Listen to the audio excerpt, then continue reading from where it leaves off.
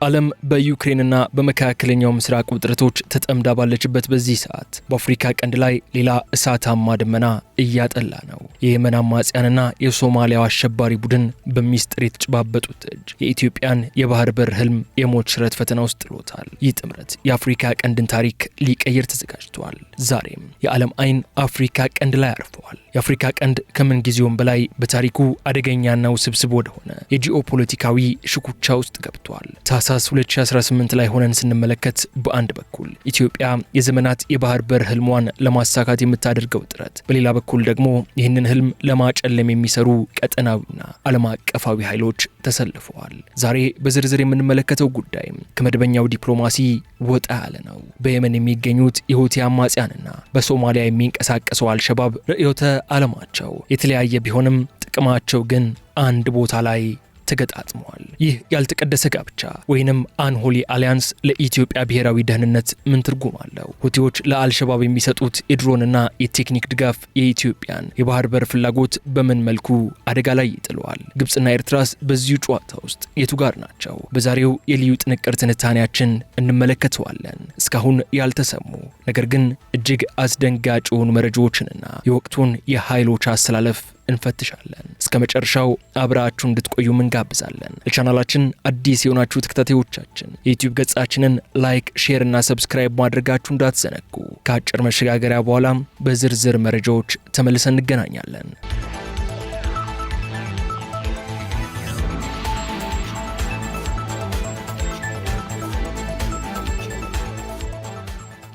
እንደ አውሮፓውያኑ አቆጣጠር በጥቅምት ወር 2025 የወጣው የተባበሩት መንግስታት የባለሙያዎች ቡድን ሪፖርት በሚያስደነግጥ መልኩ ይህንን የሁቲና የአልሸባብ አደገኛ ህብረት ወይንም ያልተቀደሰ ጋብቻ አጋልጧል። ሪፖርቱ በኢራን የሚደገፉት ሁቲዎች አሁን በሶማሊያ ምድር ወታደራዊ አማካሪዎቻቸውን በይፋ ማሰማራታቸው ያትታል። ነገር ግን ይህ ትብብር ለምን አስፈለገ ከተባለ ለሁቲዎች ሶማሊያ የጦር መሳሪያ ማስተላለፊያ ድልድይ ስለሆነች ነው። በዓለም አቀፉ ማህበረሰብ የተጣለባቸው እገዳ ለመበጠስ የሶማሊያ የባህር ጠረፍ ወሳኝ ነው። ለአልሸባብ ደግሞ ሁቲዎች ለዓመታት በቀይ ባህር ላይ መርከቦችን በማጥቃት ያዳበሩት የድሮንና የሚሳኤል ቴክኖሎጂ እጅግ አስፈላጊያቸው ነው። እስከ ትናንት ድረስ አልሸባብን የምናውቀው በመኪና ላይ የቦምብ ጥቃቶችና በሽምቅ ውጊያ ነበር። አሁን ግን በታህሳስ ወር 2018 እየወጡ ባሉ መረጃዎች መሰረት አልሸባብ የሁቲዎችን ካሚካዜ ወይንም ራስን አጥፊ ድሮኖችን መታጠቅ ጀምረዋል። ይህ ማለትም የሶማሊያ ጦር ብቻ ሳይሆን በቀጠናው የሚገኙ እንደ ኢትዮጵያ ያሉ ኃይሎችም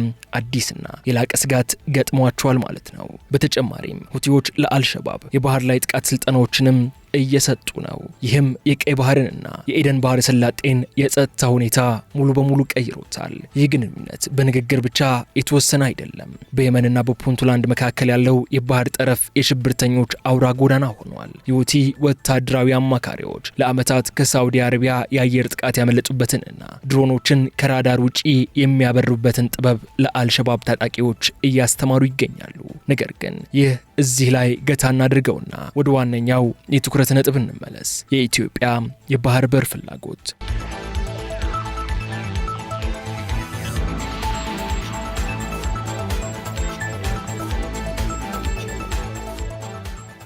ከሁለት ዓመታት በፊት ጥር 2016 ዓ.ም ላይ ኢትዮጵያ ከሶማሊላንድ ጋር የተፈራረመችው የመግባቢያ ስምምነት 2 ድፍን ዓመታት ሊያስቆጥር ጥቂት ቀናት ብቻ ቀርቶታል። ነገር ግን አሁንም ትኩስ አጀንዳ ነው። ኢትዮጵያ 20 ኪሎ ሜትር የሚረዝም የባህር ጠረፍ በሊዝ ወስዳ የባህር ኃይል ካምፕና የንግድ ወደብ ለመገንባት ማቀዷ ይታወቃል። ምንም እንኳ በዚህ ስምምነት ምክንያት ኢትዮጵያ ከሶማሊያ ጋር ውዝግብ ውስጥ ገብታ በኋላም ውዝግቡ በሽምግልና ቢፈታም አሁንም ድረስ ግን ከሶማሊላንድ ጋር የተፈረመው የውል ስምምነት በይፋ አልተቀደደም ወይም አልተሻረም። ነገር ግን ይህ ስምምነት አሁንም በትልቅ ፈተና ውስጥ ወድቋል። ምክንያቱም የአልሸባብ አዲስ ወታደራዊ አቅም በቀጥታ ስጋት የሚሆነው ኢትዮጵያ ወደብ ልትገነባበት ባሰበችው አካባቢ ላይ ነው። አልሸባብ የሁቲዎችን የርቀት ሚሳኤልና ድሮን ታጥቆ በሶማሊላንድ ጠረፍ ላይ የሚንቀሳቀሱ የኢትዮጵያ መርከቦችን ማጥቃት ከጀመረ የኢትዮጵያ የባህር በር ህልም በውድ ዋጋ የሚገኝ ይሆናል። በተጨማሪም የሶማሊያ ፌዴራል መንግስት ይህንን ስምምነት ለማክሸፍ ዲፕሎማሲያዊና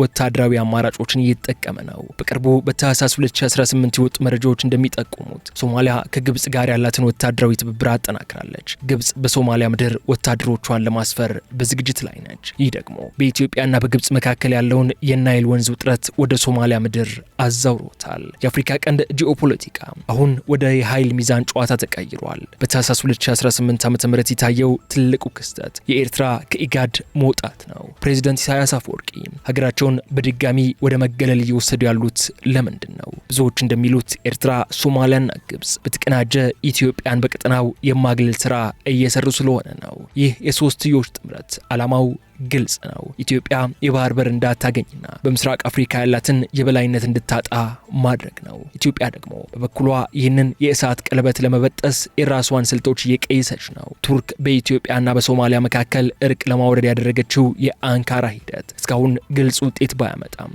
ብቸኛው የተስፋ ጭላንጭል ሆኖ ግን ቀጥሏል። ነገር ግን ትልቁ ጥያቄ ያለው እዚህ ጋር ነው። አልሸባብ የሁቲዎችን ድሮን ይዞ ግብጽ በሶማሊያ በኩል ጫና እያሳደረች፣ ኤርትራ ደግሞ በሰሜን በኩል ዝምታዋን መርጣ ኢትዮጵያ እንዴት የባህር በር ባለቤት ትሆናለች? ይህ ውጥረት ወደ ጦርነት ያመራ ይሆን ወይስ አዲስ ዲፕሎማሲያዊ መፍትሄ ይገኛል?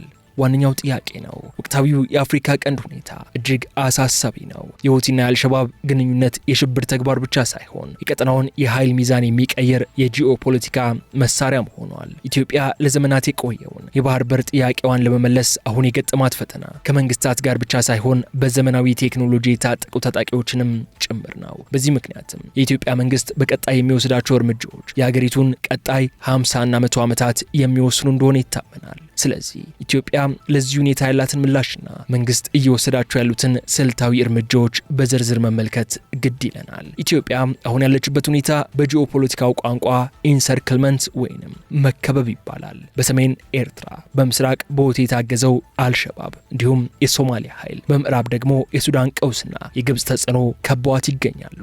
ኢትዮጵያ ይህንን ሁኔታ ለመቀልበስ የጀመረችው ትልቁ ስራም የባህር ኃይል ግንባታ ነው። ምንም እንኳን ወደብ ባይኖርንም የኢትዮጵያ ባህር ኃይል አባላት በተለያዩ ሀገራት ስልጠናቸውን ጨርሰው ዝግጁ ሆነዋል። መንግስት በተለያዩ ጊዜያት በሰጣቸው መግለጫዎች የባህር በር ማግኘት የህልውና ጉዳይ መሆኑንም በድጋሚ አረጋግጧል። የኢትዮጵያ ምላሽ የታጠቀው የዲፕሎማሲ ክንፍ ብቻ አይደለም። የመከላከያ ሰራዊታችን በሶማሊያ ድንበር አካባቢ ያለው ጥበቃም ወደ ከፍተኛ ጥንቃቄ ወይንም ሃይ አለርት ቀይረዋል። በተለይም ሁቲዎች ለአልሸባብ የሰጧቸው አዳዲስ የድሮን ቴክኖሎጂዎች የኢትዮጵያን አየር ክልል እንዳይደፍሩ አዳዲስ የራዳርና የጸረ ድሮን መከላከያ ስርዓቶችም በድንበር አካባቢ መተከላቸው ተዘግበዋል። ከሶማሊላንዱ ስምምነት ጋር በተያያዘ በርካቶች ሶማሊያ ስምምነቱን ከተቃወመች ኢትዮጵያ ወደ ኋላ ትላለች ብለው አስበው ነበር። ነገር ግን አሁን ላይ ያለው ሁኔታ በተቃራኒው ነው። ኢትዮጵያና ሶማሊላንድ በቴክኒክ ኮሚቴ ደረጃ የሚያደርጉትን ንግግር አጠናክረው መቀጠላቸው እየተነገረ ነው የሚገኘው። እዚህ ላይ አዲስ ጥብቅ መረጃን ጣል እናድርግ። ኢትዮጵያ በሉጋያ አካባቢ ለምትገነባው የባህር ኃይል ካምፕ የሚያስፈልጉ የጂኦሎጂ ጥናቶችን ማጠናቀቋም ተሰምቷል። ይህም ለሶማሊያ መንግስትና ለደጋፊዎቿ ግልጽ መልእክት ነው። ኢትዮጵያ የባህር በር ህልሟን አትተውም የሚል ግልጽ መልእክትን የሚያስቀምጥ ነው።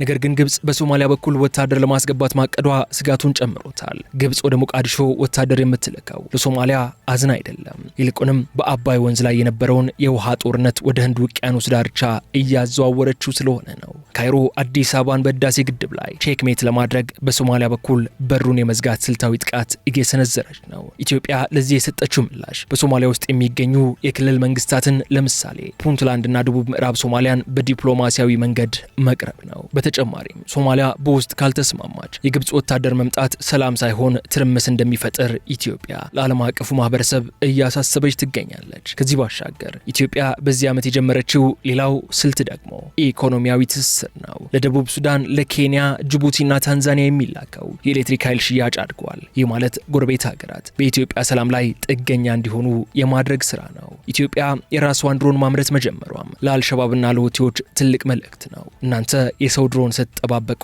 እኛ የራሳችንን እየሰራን ነው የሚል ተምሳሌት አለው። በተጨማሪም በቅርብ ወራት የተደረጉ ወታደራዊ ልምምዶች የሚያሳዩት የኢትዮጵያ አየር ኃይል በማንኛውም ሰዓት በሶማሊያ ውስጥ የሚገኙ የአልሸባብ የድሮን ማከማቻዎችን የማጥቃት ብቃት እንዳለው የሚያሳዩ ናቸው። በዚህም የአፍሪካ ቀንድ ጨዋታ አሁን የመጨረሻው ምዕራፍ ላይ የደረሰ ይመስላል። ቀደም ሲል እንደሰማችሁት ስጋቱ ትልቅ ነው። ነገር ግን ኢትዮጵያ የሺህ ዓመታት ታሪክ ባለቤት እንደመሆኗ በቀላሉ የምትንበረከክ ሀገር አይደለችም።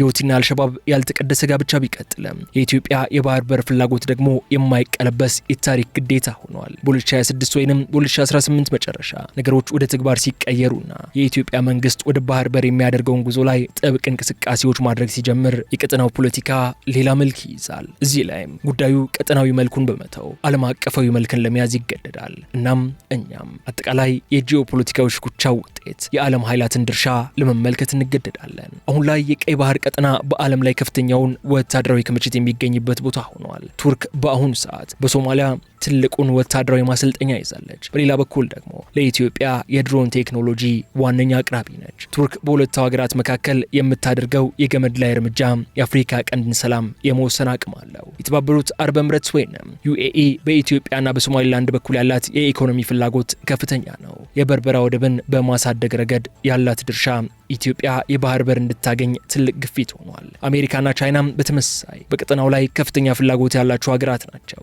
አሜሪካ የሁቲዎችን ስጋት ለመቀነስ በምትጥርበት በዚህ ወቅት አልሸባብ የሁቲን ቴክኖሎጂ መታጠቁ ዋሽንግተንን በእጅጉ አስግቷታል። ቻይና ደግሞ በጅቡቲ ባላት ወታደራዊ ካምፕ በኩል የቀጠናውን መረጋጋት በትኩረት እየተከታተለች ነው።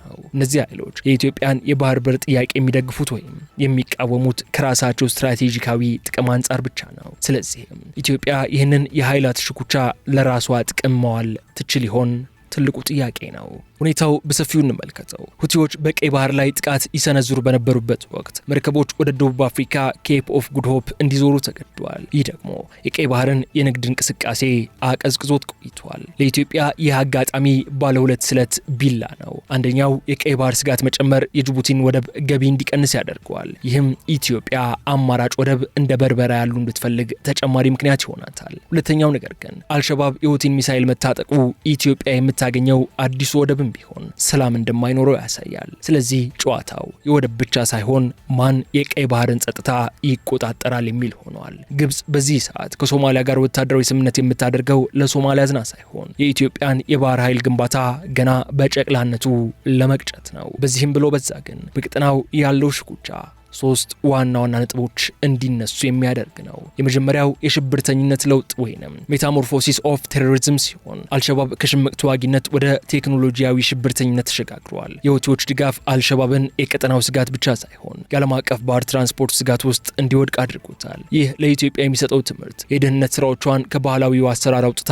ወደ ቴክኖሎጂና ሳይበር ደህንነት ማሳደግ እንዳለባት ነው። በዚህ መልክ የተሰራ እንደሆነም መንግስት በተደጋጋሚ ሲገልጽ ይደመጣል። ሁለተኛው የኢትዮጵያ የባህር በር ህልም የማይቀለበስ መሆኑ ሲሆን ኢትዮጵያ አሁን ላይ ያለችበት አቋም አንድ ነገርን ያሳያል። ባህር በር ለኢትዮጵያ ምርጫ ሳይሆን የህልውና ጉዳይ መሆኑ ነው። የ100 ሚሊዮን ህዝብ ኢኮኖሚ በአንድ በር ማለትም በጅቡቲ ላይ ብቻ ተንጠልጥሎ ሊቀጥል አይችልም። ስጋቱ ቢበዛም ከበባው ቢጠነክርም ኢትዮጵያ ወደ ባህር የመመለስ ጉዞዋን አታቆምም። ነገር ግን ይህ ጉዞ ጥበብ የተሞላበት ዲፕሎማሲን ይፈልጋል። ለኢትዮጵያ 20 ኪሎ ሜትር የባህር ዳርቻ ማግኘት የቅንጦት ሳይሆን የ100 ሚሊዮን ህዝብ ሳምባ ነው። ያለ ባህር በር እያንዳንዱ የዳቦ ቁራጭና እያንዳንዱ ሊትር ነዳጅ በጎረቤት ሀገር ፍቃድ ላይ የተንጠለጠለ ይሆናል። ይህ የባህር ኃይል ግንባታ የክብር ጉዳይ ብቻ ሳይሆን የቀጣዩ ትውልድ የኢኮኖሚ ነጻነት ማረጋገጫ ነው። ሶስተኛው መመልከት ያለብን ነጥብ ደግሞ የቀጠናው መጻኢ ዕድል ነው። የአፍሪካ ቀንድ ዕጣ ፈንታ የሚወሰነው በጦርነት ሳይሆን በትብብር መሆን ነበረበት። ነገር ግን አሁን ያለው ሁኔታ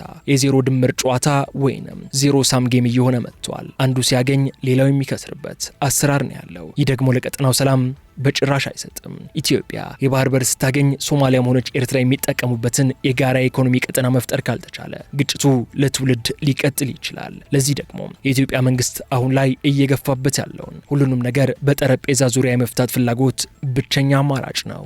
በአጠቃላይ ግን ኢትዮጵያ ከሁቲና አልሸባብ የእሳት ቀለበት ውስጥ ወጥታ የባህር ዳርቻዋን በሰላም የምትረከብበት ጊዜ ሩቅ ላይሆን ይችላል። ነገር ግን ያ ጊዜ እንዲመጣ የውስጥ አንድነትን ማጠንከርና ብልህ የሆነ የጂኦፖለቲካዊ ጨዋታ መጫወት የግድ ይላል።